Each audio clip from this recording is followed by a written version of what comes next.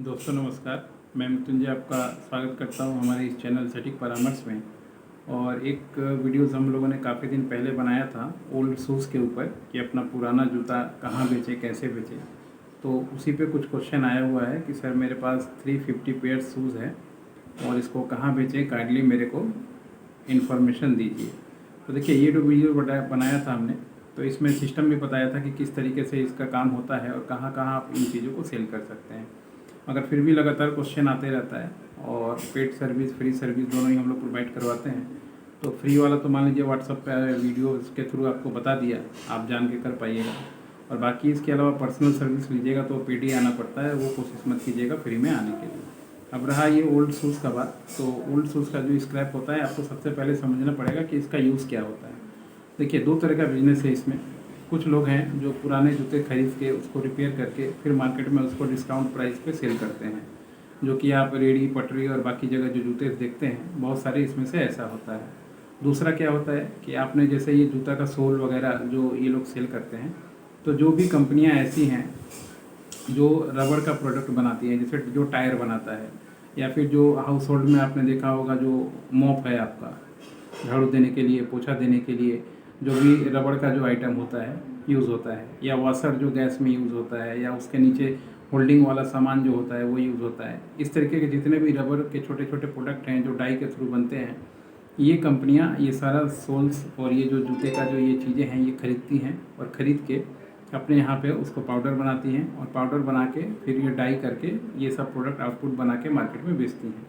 तो अगर आपके पास लंबा काम है, या मान लीजिए आप इसका स्क्रैप का काम करते हैं, जूते का स्क्रैप का काम करते हैं, तो आप कैसे ढूंढ सकते हैं बायर? आप गूगल में जा सकते हैं। गूगल में जाके ऐसी फैक्ट्रियों का एड्रेस खोज सकते हैं, जैसे recycle factory of tyre, recycle factory of रबड़।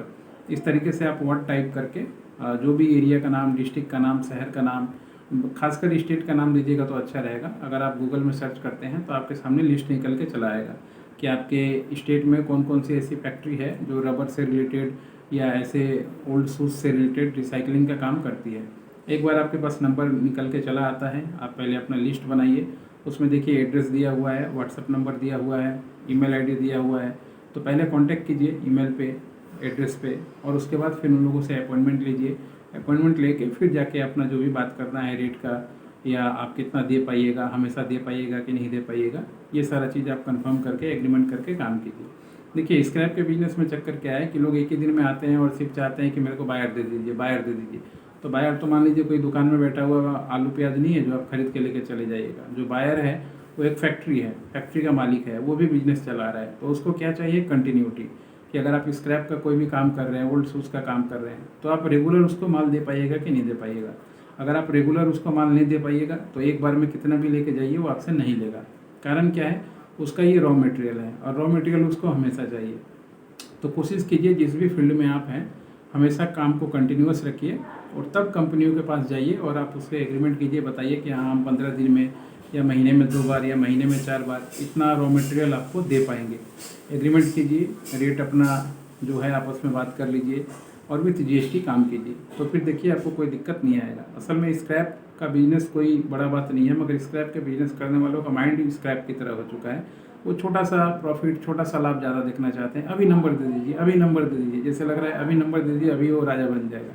ऐसे नहीं होता है। बिजनेस जब आप कर रहे हैं तो आपको टाइम देना पड़ेगा, एफर्ट देना पड़ेगा, रिसर्च करना पड़ेगा। अब रिसर्च करने का टाइम नहीं है और हम लोग के सर पे चढ़िएगा तब तो नहीं होगा ना काम। हम लोग अपना काम छोड़ के अगर मान लीजिए किसी आदमी को हम लोग लगाए हैं कि हाँ वो आपके बिहाफ पे रिसर्च करे, नंबर निकाले, दे, तो बिना पेमेंट उसको दिए वो क्यों करेगा हमारे लिए काम?